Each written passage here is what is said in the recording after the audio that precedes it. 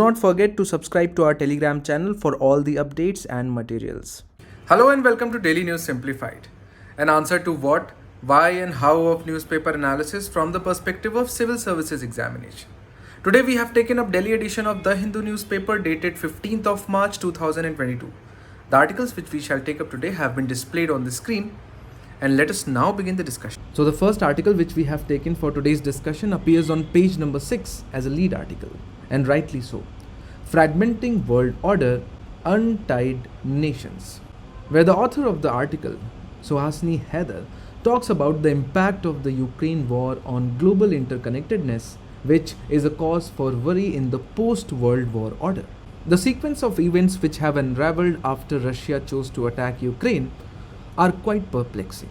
They not only highlight changing geopolitics, the new realities, but also cast a shadow on United Nations functioning and its influence, and especially with respect to United Nations Security Council. When you look into the GS Paper 2 syllabus under International Relation, important international institutions, agencies and fora, their structure and mandate is a part of your syllabus. Not only that, UPSC has frequently asked questions on global institutions. For example, in Mains 2020, UPSC had asked, critically examine the role of WHO in providing global health security during COVID-19 pandemic. As a matter of fact, we had indeed discussed this topic in DNS in great detail, as you can see on the screen. So in the upcoming discussion, we are going to first talk about important takeaways from the Ukrainian crisis. Then we are going to focus on UNSC reforms. What are the current issues with the way UNSC is designed, its functioning?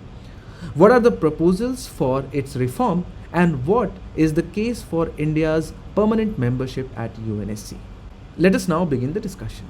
As far as prelims stage is concerned, we have already covered that in earlier DNS, and the link to that will be provided in the description of the video. Let us now begin the discussion. Starting with the takeaways from Ukrainian crisis. According to the author, another Iron Curtain is coming down. So all those who do not know about this context, the Iron Curtain was a political boundary dividing Europe into two separate areas from the end of World War II in 1945 until the end of the Cold War in 1991. As you can see on the screen, the term symbolized the efforts by the USSR to block itself and its satellite states from open contact with the West and its allied states. And from the current crisis, it appears that another form of curtain is coming down in Europe.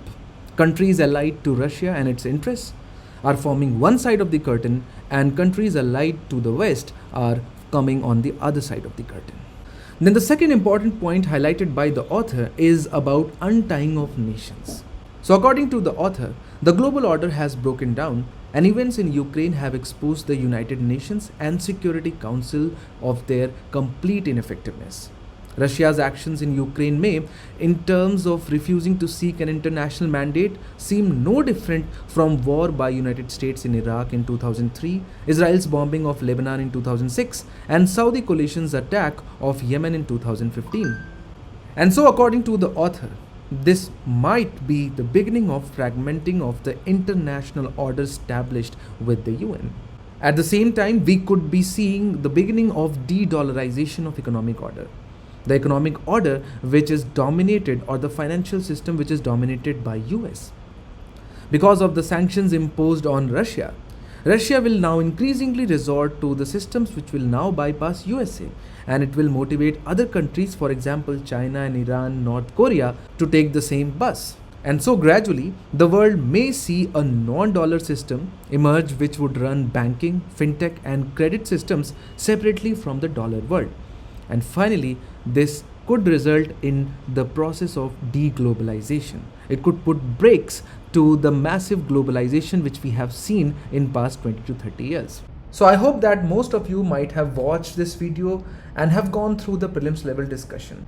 And you might have realized by now that United Nations Security Council is a kind of crisis management body of United Nations. And since it is the most important tool available in the hands of United Nations, it has some very important and prominent powers as well. For example, imposing sanctions on various countries or group of countries. But as we have seen that most of the problems, especially related to law and order across the world, have still not been resolved, and if they have been, the involvement of UNSC has been minimal or in the background. There's hardly any dispute across the world or any internal strife or the fight between two countries which have been resolved due to active intervention of UNSC. And that is mainly because the way UNSC has been structured, the way the powers have been divided among the global powers, and the way that power is used in day-to-day scenario. And so let us see what are the issues with the way UNSC is organized and the way it functions. And when it comes to United Nations Security Council, one of the first objections or the issues which is raised against it is that it does not reflect, or at least the current structure does not reflect the current realities of the global order. So most of us already know that UNSC comprises of two kinds of members, permanent and non-permanent members. So permanent members known as P5, we already know them.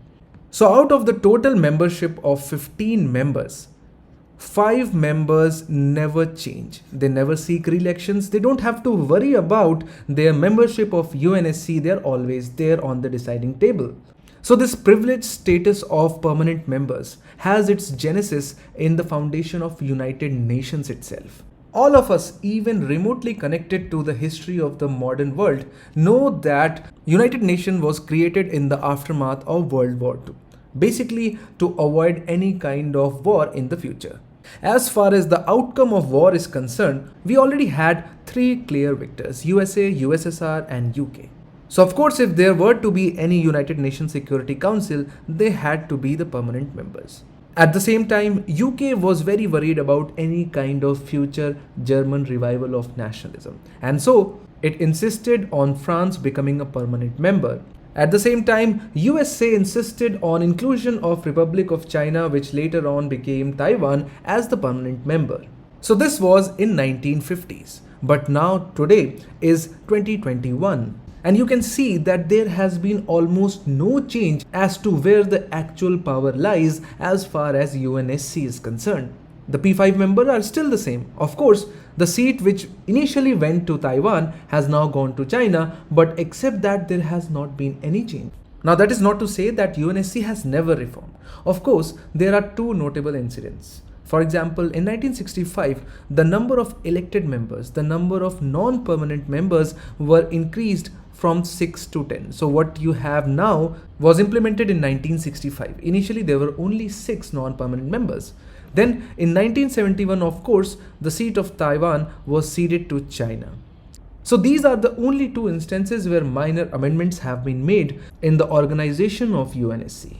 So now you can understand that there has been very minimal change in the organization of UNSC, especially where the actual powers belong, even though the membership of United Nations has quadrupled in last 30 to 40 years. And so what it does is that it creates 2 major problems with the way UNSC is perceived.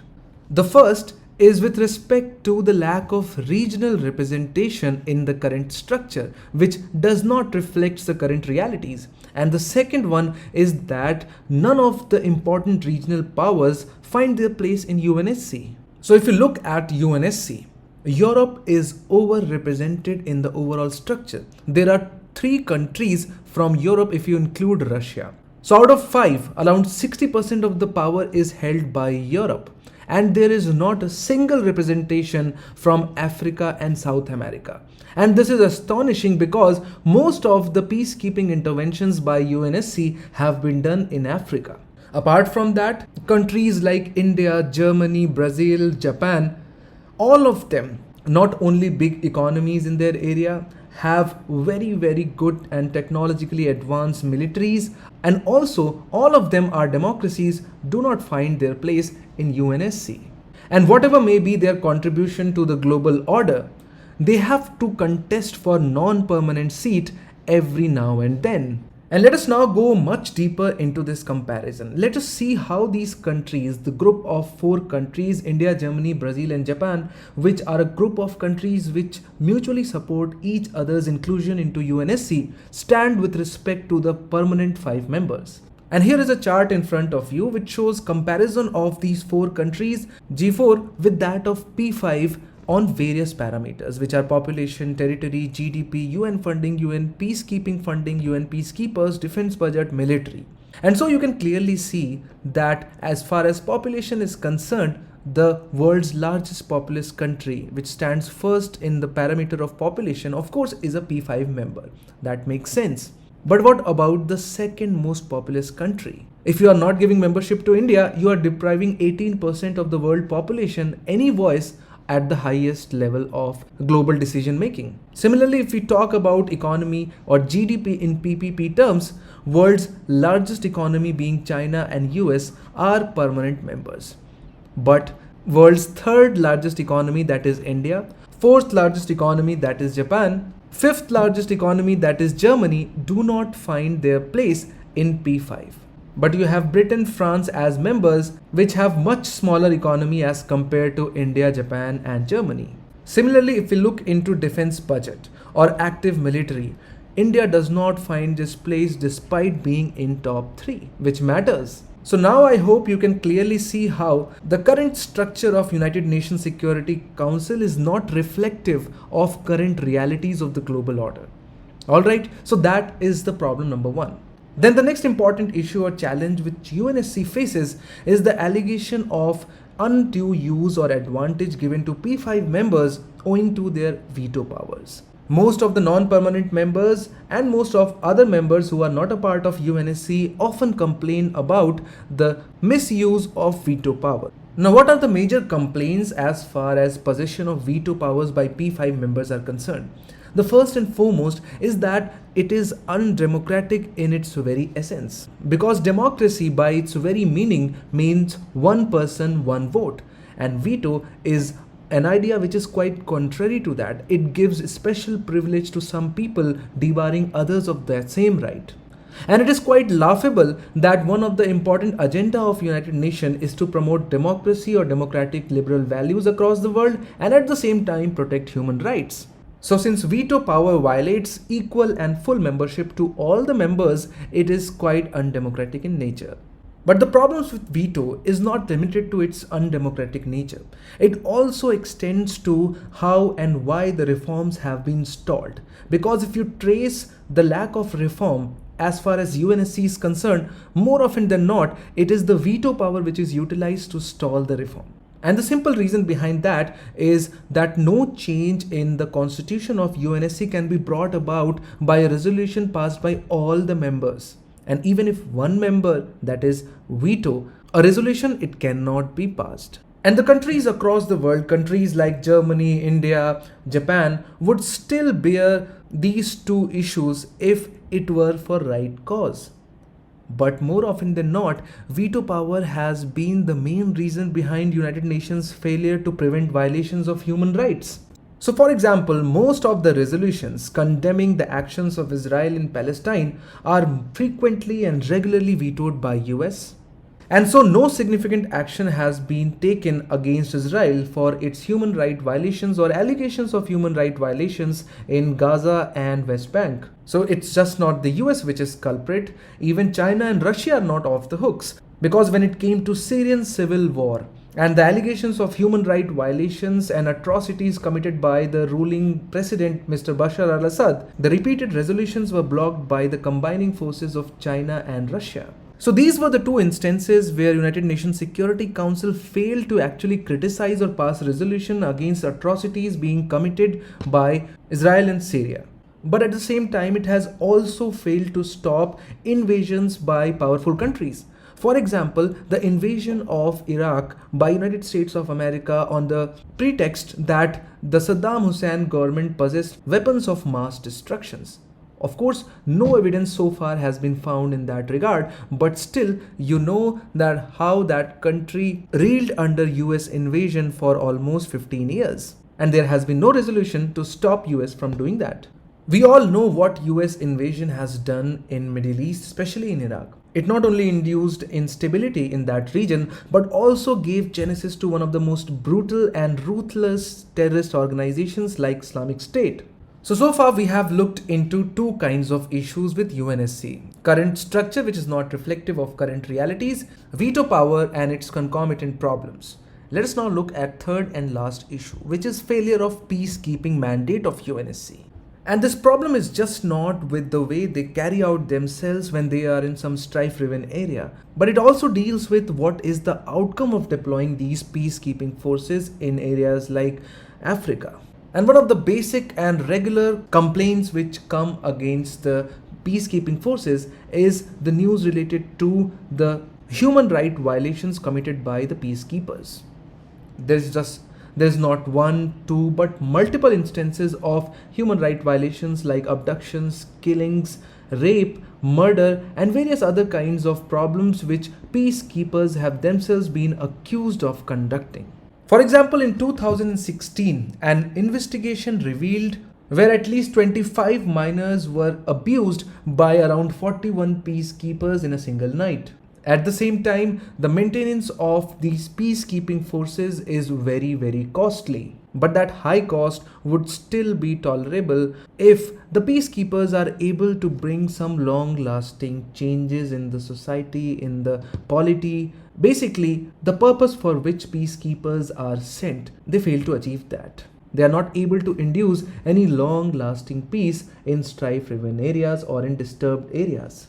Although as far as they are deployed, some peace is maintained, but that is just a very shallow and artificial peace under the pressure of arms of United Nations. But as soon as they withdraw themselves from the territory, the region again limps back into instability. And two notable examples of utter failure of UNSC has been its mission in Somalia and Bosnia. Because you have to realize that ultimately the regional problems like these arise due to geopolitical and various other local factors. And deployment of these peacekeepers is actually not solving the geopolitical or local social problems. For example, a war going on between two tribes is not being resolved. And so there cannot be a long-lasting peace solution when you are just deploying few soldiers over there. So these are the three main challenges which are often raised against UNSC. And so what is actually the way forward? What are the main proposals which have been put forward as far as a reform agenda of UNSC is concerned? And so the reform proposal of UNSC mainly spans around 5 main topics: categories of membership, question of veto, regional representation, size of enlarged SC, and relationship between UNSC and UNGA. So of course there is demand from across the world to increase the number of permanent members of UNSC. Then the second reform proposal circles around the question of veto, whether it should be continued or whether it should be removed from the UNSC functioning. Third important reform proposal is around the regional representation, in which we have seen how skewed it is. And so it is connected with the first reform proposal. As and when the number of permanent members of the UNSC will be increased, of course, it is expected but not certain that regional representation is going to increase, especially if we talk about inclusion of G4 members. For giving adequate regional representation, you cannot debar most of the current members of UNSC, and for that, you will have to increase the size of the UNSC. And last but not the least, relation between UNSC and UNGA. And on the issue of reforms, the members of United Nations have already made their own groups, somewhat like pressure groups. And these groups have a common agenda of reforms, mostly in terms of membership of UNSC and matter of veto power. So the most famous one being G4, the 4 countries which support mutually each other's membership into Permanent Council. Then United for Consensus, or UFC, are those countries which are united not for reform but united to stall the entry of these groups into the permanent membership of Security Council. For example, neighbor of India, Pakistan, Germany's neighbor, Italy, Brazil's neighbor, Argentina. So basically all those countries which will be directly or indirectly impacted by the entry of G4 into the permanent membership of United Nations Security Council. Then you have African Union, L69 and Arab groups similarly vouching for one or the other kind of reform. So after dealing with issues and how they can be reformed, let us now talk about one of the most important components of UNSC reform, especially from the perspective of civil services examination, and that is India's case for permanent membership. So although India has not been able to actually become a permanent member, but it already has what it takes to become a permanent member. First and foremost, India has been the member of United Nations since its inception. Not just the membership, India has played active role in various processes of not just United Nations but also its various other agencies and fora. Not just being the oldest member, but also India has strong credentials when it comes to its case for the permanent membership. India is a strict adherent of rule of law, not just within the country, but also in its behavior or in its diplomatic relations. And it is one of the most vocal votaries of global norms. When it comes to terrorism, when it comes to trade, or it is about investment or intellectual property rights, whatever it may be. And the latest example being the climate change, India is implementer and promoter of global norms. All those norms which when agreed on a global scale is implemented in India. And so that is why most of the domestic laws in 20-25 years have been a result of international treaties, because India wants to implement those treaties. Of course, possessing strong credentials as far as global rules and regulations are concerned is not something which P5 members themselves follow. For example, US withdrawal from Paris climate deal and then eventual coming back, Chinese behavior in South China Sea, Russia's interventions in Middle East, and American invasion of Iraq are some of the very few examples which suggest that P5 members do not themselves follow these global norms and rules and regulations, but still India has been very adherent to that. No one can deny the fact that India has been very significant regional power in its own right. It is the third largest economy in the world and in second in Asia, and it is the second most populous country across the world and second in Asia. And we have seen in that chart how it is third largest military spender. And so denial of membership for India is actually injustice to United Nations Security Council itself. Then the last and a very significant argument in support of India's membership is that of liberal democracy and its coherence with that of Indian constitution. And the way India's democracy and republic has functioned in past 70 years, it clearly shows that India has capability to accommodate a lot of factions, political views, ideologies, religious communities, castes in a very democratic manner. Hardly there has been violent uprisings because of election results. Of course, India has its own fair share of troubles, not to deny that, but as compared to other countries, India has managed its factions and various ideologies quite well, which in most of the other cases results in violent uprisings and rebellions. And so with such a good record of managing such a factioned polity and society, if India finds its place in United Nations Security Council, maybe we can look at permanent solutions to other global problems, because then India would contribute actively with the experience that it has gained internally. Census should not be just data oriented, says House Committee, appears on page number 9. So the Parliamentary Committee on Home Affairs has said that the coming census exercise should not merely be data oriented. Rather, it should portray the perspective of culture and society. Now, this news has again brought the issue of census to the fore, the decadal exercise of enumeration of all the residents of our country. The census provides information on size, distribution, and socio-economic demographic and other important characteristics of the country's population. And so, in this regard, it becomes extremely important for us to understand various perspectives to the census issue. What are the unique features of Census 2021? What are the challenges or the issues plaguing these censuses, and how we can resolve these issues or the remedial measures? But before anything, let's clear the important facts or information from the perspective of prelims examination. So the responsibility of conducting the decennial census rests with the Office of the Registrar General of Census Commissioner, which lies under the Ministry of Home Affairs. Now, the conduct of census in India has statutory backing because it is guided by Census Act 1948. And census in India is conducted every 10 years. An important thing is that people believe that census is an exercise which was initiated by the Britishers, but it is not true. For example, the earliest literature, Rigved, reveals that some kind of population count was maintained even during that time because it mentions the number of people residing in a particular area. Then Kautilya's Arthashastra laid stress on census taking as a measure of state policy for purpose of taxation.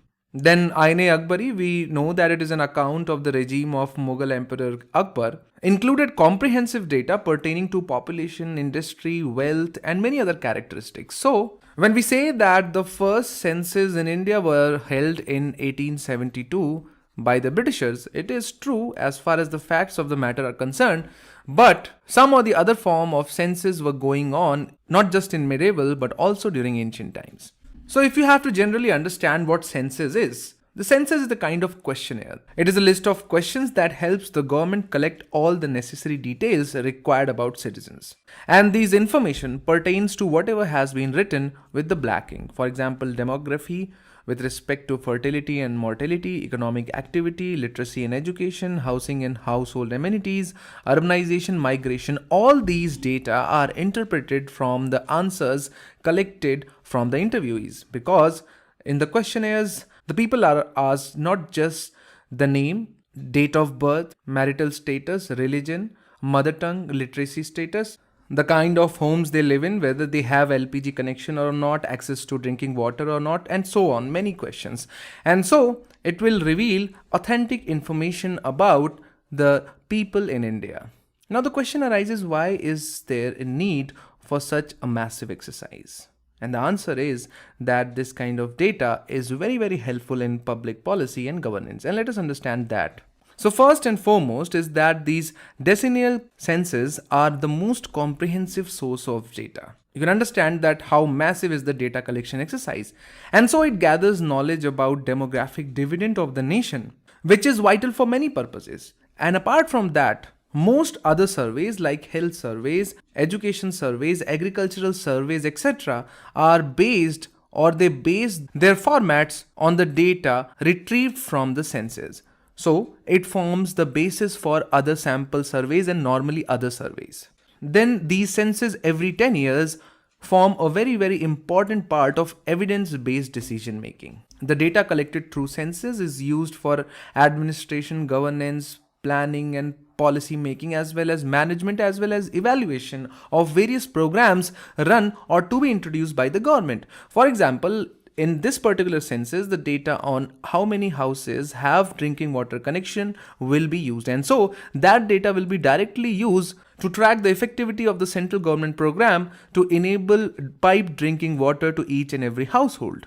And so once this data is made available, it comes very handy for scholars and researchers, especially the ones dealing with the public policy as well as Indian society. Then the collected data from census is available to grassroots administrative authorities of a particular region in order to take appropriate developmental tasks. And so it helps in effective targeting and better delivery of government programs to the most downtrodden sections of the society.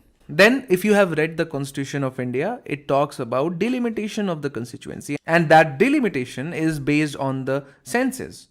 You know that one of the criteria for issuing of grants laid down by the Finance Commission has always been the population data derived from the census. And so it forms the basis of the financial devolution from the central government to the states.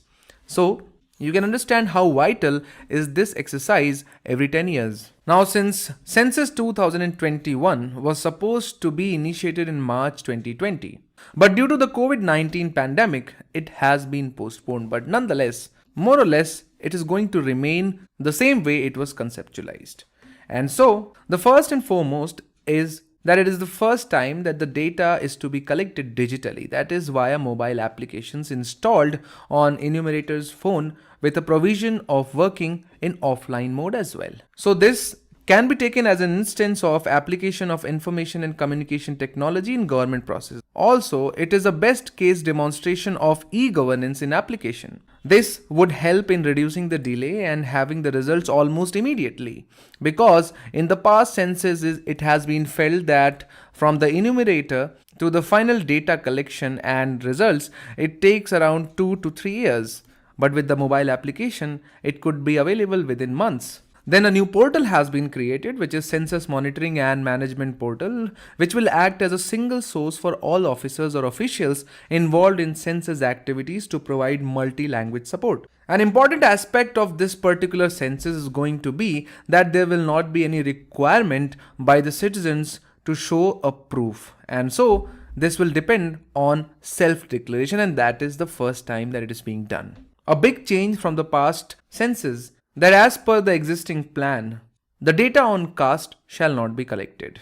So if you remember that socio-economic caste census was conducted alongside census 2011, but this time there's not going to be any data collection on caste of the people of India.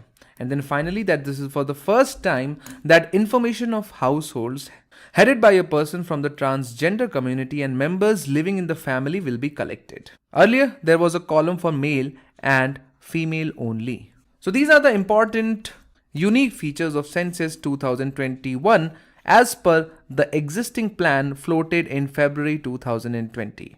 Now, as per the author of today's editorial, there are a lot of challenges in the way we conduct the census. And the first and the foremost challenge is that this particular exercise, although very extensive, is not beyond errors. And there are two types of error during any statistical exercise. One is of course the content error, and the second is of course the coverage error.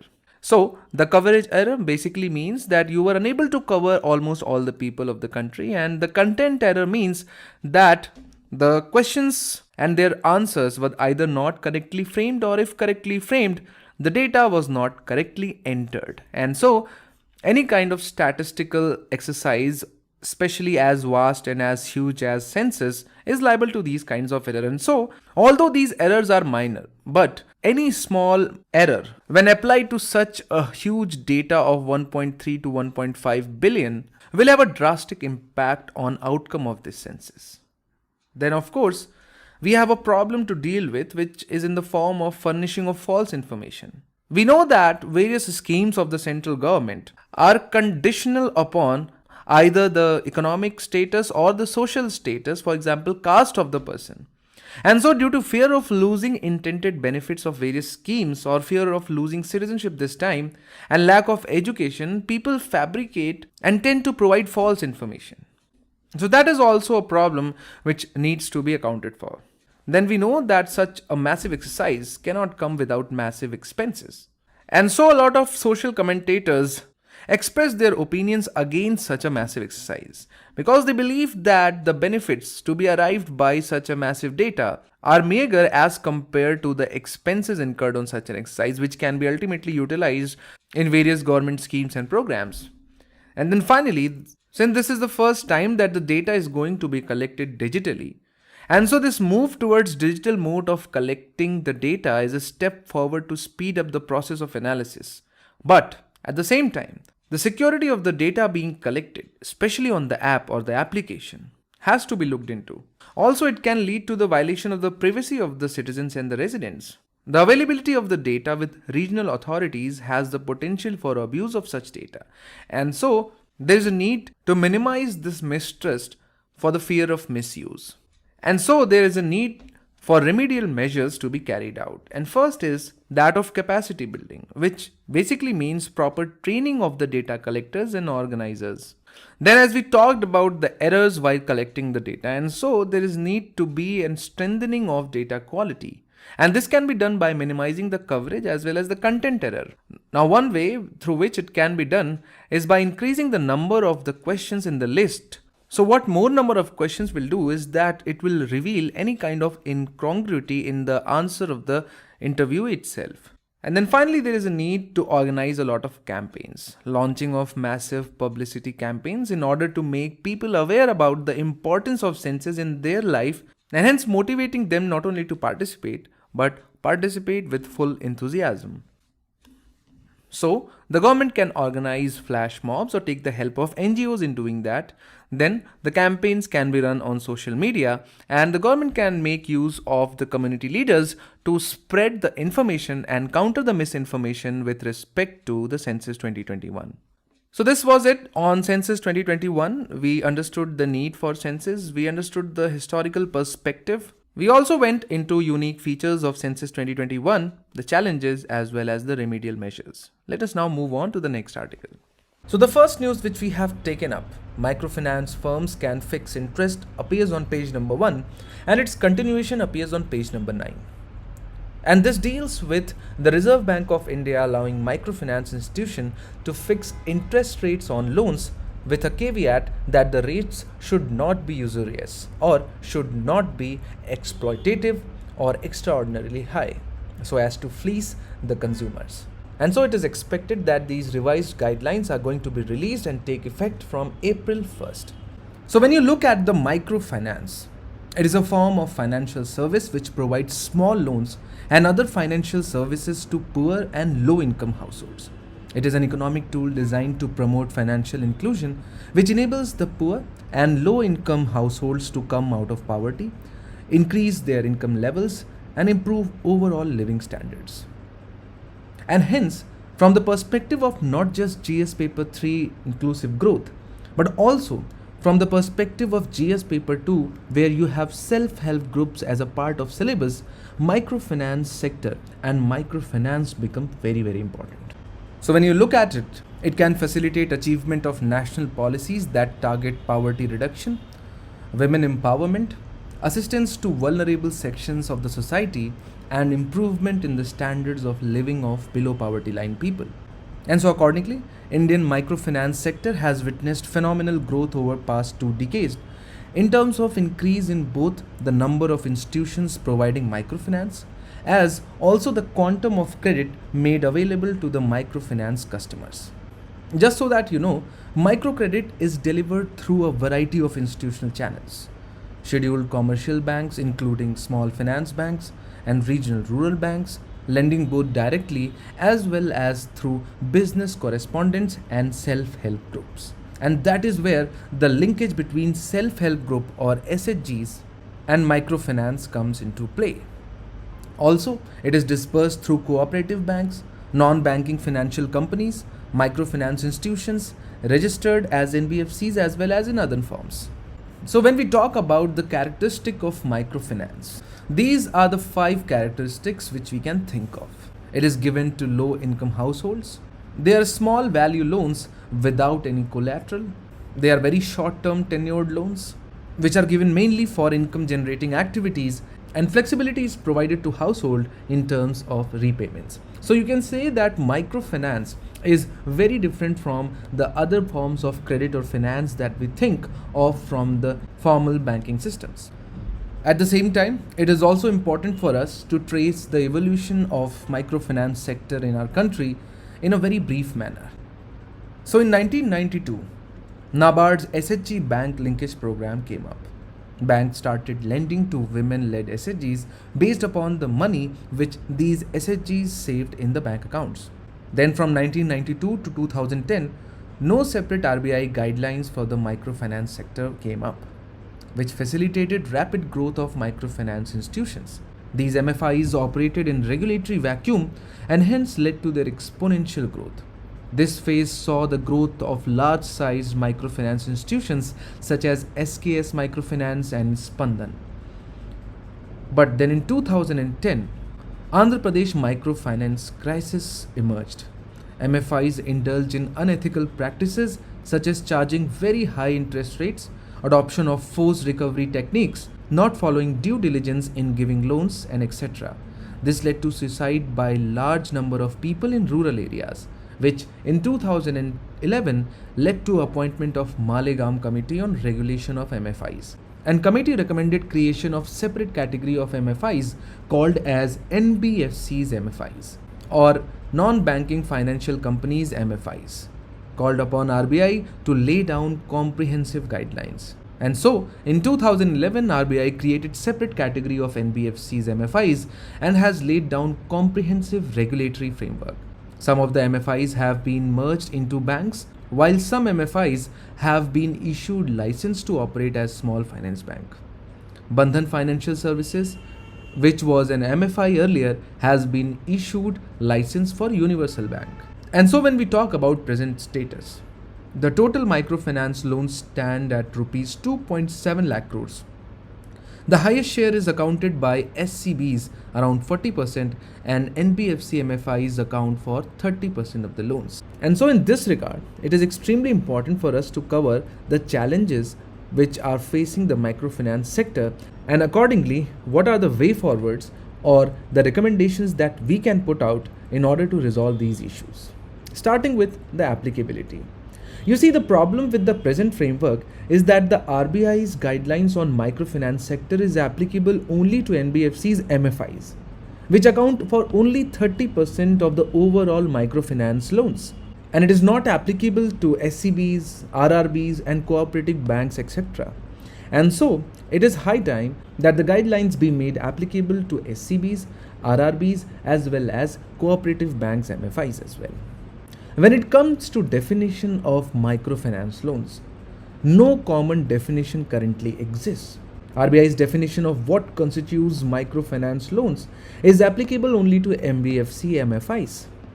And so in this context, present definition of microfinance loans should be extended to SCBs, RRBs and cooperative banks as well. Then the criteria of indebtedness. As the current guidelines dealing with MFIs are applicable only to NBFCs, a single borrower cannot borrow from more than 2 NBFCs MFIs. So if I take loans from 2 of the NBFCs MFIs, I become inapplicable for further applying for MFIs anywhere which are associated with NBFCs. Now this creates 2 sets of problems. Borrower takes multiple loans from SCBs, RRBs and cooperative banks because the condition is applicable only on NBFCs MFIs, leading to overborrowing, and then it puts strain on household finances for repayment of principal as well as interest. And also there is household limit of 1.25 lakh per borrower. And so instead of that, rather than having a uniform limit, there is a need to have a limit which is based on household income. Borrowers should not be allowed to borrow more than 50% of their household incomes. And so instead of putting an upper limit on the number of MFIs a person or a household can visit, the limit should be on the amount of loan which can be taken, which should be decided by the income criteria. When we talk about interest rates which can be charged by MFIs, there is a ceiling on how much interest can be charged by NBFC MFIs. That is based upon the formula given by RBI. Now the problem is that the interest rate applicable only on 30% of the loan given by NBFC MFIs, because on rest of the MFIs it is not applicable. And then fixing of ceiling on interest rate has hampered competition among NBFC MFIs. And this is where today's notification comes into play, because now the RBI has allowed the microfinance institutions, the NBFC MFIs, to set up their own interest rate, because now it is going to promote competition among the banks and will help us in bringing down the interest rates on the loans. And when it comes to the collateral free nature of MFIs, the collateral free nature is applicable only to NBFC MFIs, and now it's the time to extend it to other forms of microfinance extended by like SCBs and RRBs. So this discussion is very pertinent from the perspective of both prelims as well as mains examination. From the perspective of prelims examination, you could be expected to know that NBFC MFIs are regulated by RBI, but rest of the MFIs are not. Malegaon committee dealt with microfinance institutions. From the perspective of mains examination, on the other hand, you would be expected to know the multidimensional impact of microfinance sector. What are the challenges which this sector faces with respect to applicability, the definition of microfinance loans, the criteria of indebtedness, the cap of conditions on interest rate, and collateral free nature of microfinance. Let's now move on to the next news. A new deal appears on page number 6 as a column. Any delay in Iran deal will deepen security crisis in West Asia and inflate global oil prices.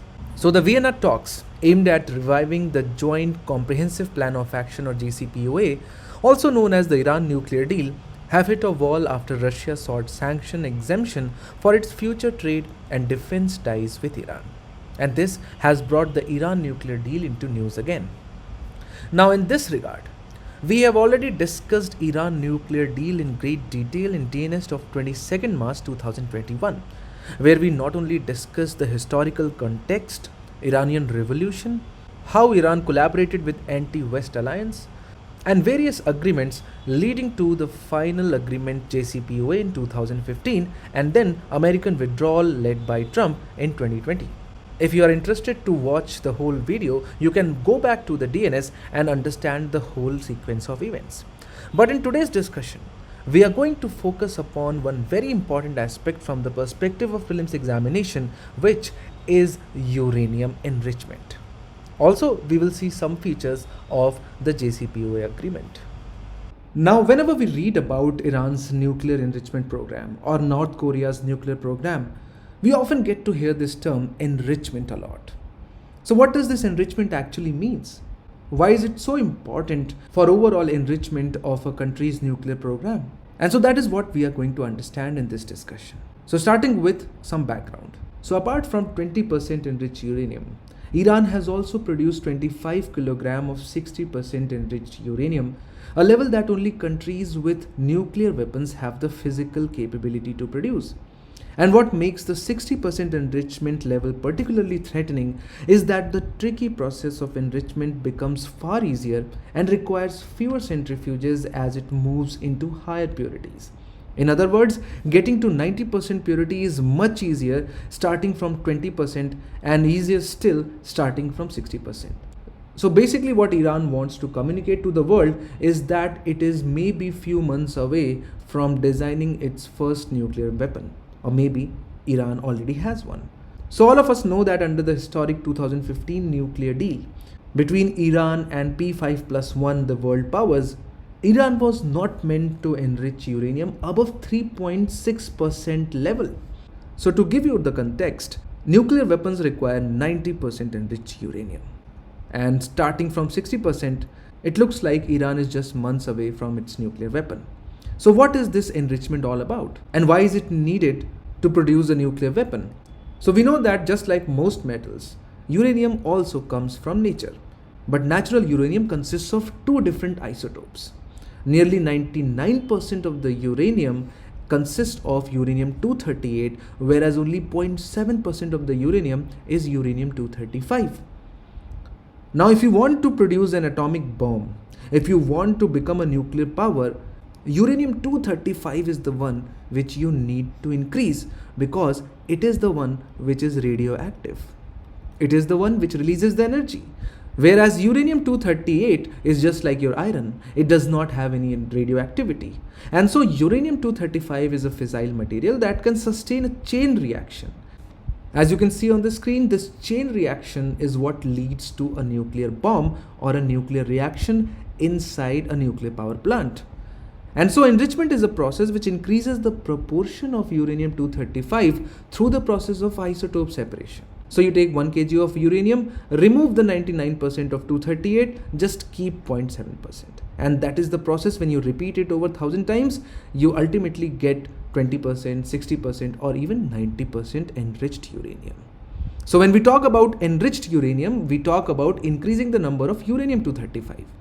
So the goal of uranium enrichment is to raise the percentage levels of uranium-235, which is often done through the use of centrifuges. As you can see on the screen, these are the machines that spin a form of unrefined or natural uranium at a very high speeds. And the rotation motion leads to the separation of heavier 238 from lighter 235. For nuclear weapons, enrichment is required up to 90% or more, as we have already talked about. But for nuclear reactors, for nuclear power plants, enrichment is required up to 3-4% level. And so that is why when Iran nuclear deal was finalized, when Iran claimed that it needs an access to its own nuclear power plant, it was allowed enrichment up to 3-4%. But now what it looks like that it already has 20% enriched capability and has acquired 60% enriched uranium from somewhere. And since we are talking about Iran nuclear deal, we cannot go without discussing the key points. In 2015, Iran with P5+1 group of world powers, which were USA, UK, France, China, Russia and Germany, agreed on a long-term deal on its nuclear program. The deal was named as Joint Comprehensive Plan of Action. Under the deal, Iran agreed to curb its nuclear activity in return for the lifting of sanctions and access to the global trade. The agreement allowed Iran to accumulate small amounts of uranium for research and for producing power, but it banned the enrichment of uranium, which could be used to make nuclear weapons. Iran was also required to redesign a heavy water reactor being built, whose spent fuel would contain plutonium suitable for a bomb and to allow international inspections. In May 2018, however, the USA abandoned the deal, criticizing its flawed nature, and reinstated the sanctions on Iran, which impacted India also, because Iran became the second largest supplier of crude oil to India, and India had to cut down that almost to the zero level. Now, since the sanctions were tightened, Iran has gone back on the treaty and has been steadily breaking some of its commitment to pressure the remaining signatories to find a way to provide sanction relief. So from the perspective of prelims examination, this is a very important news. The term JCPOA has already been asked in the prelims examination, and it is important for you to understand the enrichment process, or what does it actually mean. Let us now move on to the next news. Maternal mortality ratio declines by 10 points. Registrar General appears on page number 10. So a special bulletin was released by Registrar General of India on maternal mortality ratio. And from the perspective of prelims examination, this news is extremely important. Maternal mortality ratio of India has declined by 10 points. It has declined from 113 in 2016-18 to 103 in 2017-19, a decline of around 8.8%. And this is in continuation with the progressive reduction in MMR from 130 in 2014-16 to 103 in 2017 and 19. With this persistent decline, India is on verge of achieving the National Health Policy target of 100 per lakh live births by 2020, and certainly on the track to achieve the Sustainable Development Goal targets of 70 lakh live births by 2030. And these are the states which have achieved the SDG target as of now. Now, these changes do not come in a day. There are a lot of schemes and policies which go behind making such a dream come true. For example, Janani Suraksha Yojana, implemented by Ministry of Health and Family Welfare, which is a safe motherhood intervention under National Health Mission. It is being implemented with the objective of reducing maternal and neonatal mortality by promoting institutional delivery among poor pregnant women. Cash incentives are given to beneficiaries for undergoing institutional deliveries. Then you have Janani Shishu Suraksha Yojana, which is a scheme of Ministry of Health and Family Welfare, which is an initiative to provide completely free and cashless services to pregnant women, including normal deliveries and cesarean operations. Free entitlements such as cashless delivery, free C-section, drugs and consumables, diagnostic, free diet during stay in health institutions, along with the free transport from and to health institutions. Then we have Pradhan Mantri Surakshit Matritva Abhiyan, which is again an initiative of Ministry of Health and Family Welfare. And under this, all pregnant women in the country are provided fixed day, free of cost, assured and quality antenatal care. Antenatal means after the delivery. Then you have Lakshya, which is Labor Room and Quality Improvement Initiative Program, which will improve the quality of care for pregnant women in labor room, maternity operation theatre and obstetric ICU units and high dependency units. Then you have National Food Security Act, which has special provisions for pregnant women and lactating mothers. Then you have Integrated Child Development Services under Ministry of Women and Child Development, which provides for supplementary nutrition, immunizations, regular health checkups of pregnant and lactating women. Then you have Pradhan Mantri Matru Vandan Yojana, under which all pregnant and lactating mothers would receive a cash incentive of Rs 5,000 in 3 installations for first childbirth. There are other features of this scheme as well, which are worth memorizing. You can have a look at the notes and get the details from there. Let's now move on to the last news for today, which appears on the sports page. Dominant India script series win with pink ball demolition job. And since we have seen 3 questions from sports section in prelims 2021, it is important for us to understand the difference between pink, red and white ball. So when it comes to difference between pink and red ball, there are 3 levels of differences: leather, wax and stitching of thread. So the leather used in all 3 balls is the same. The only big difference is that what is applied on the leather. The leather coating of the ball has pink pigment, which is easier to spot under the lights as compared to the red ball. There is no difference in the core of the ball, which is made of quartz wool and cork, whereas wax is applied on the red ball. Aside from allowing the ball to swing, the wax is what really gives the red ball its color. While the wax gives the red ball its cherry color, it would turn the pink ball black, which is why we can't use wax on pink balls. Instead, nitrocellulose based polish is used on the pink ball, which prevents abrasions on the ball and helps maintain its color till 40 overs. When it comes to stitching, there is also no difference in the manner in which the two balls are stitched. The only difference is that the red ball is stitched with a white thread, while the pink ball is stitched with a black thread. However, when it comes to white ball, it is little heavier than the red and pink balls. The white ball is smoother and has better texture than that of red and pink ball, and due to polyurethane coating, the surface of the ball becomes finer, making it prone to swing at an early stage.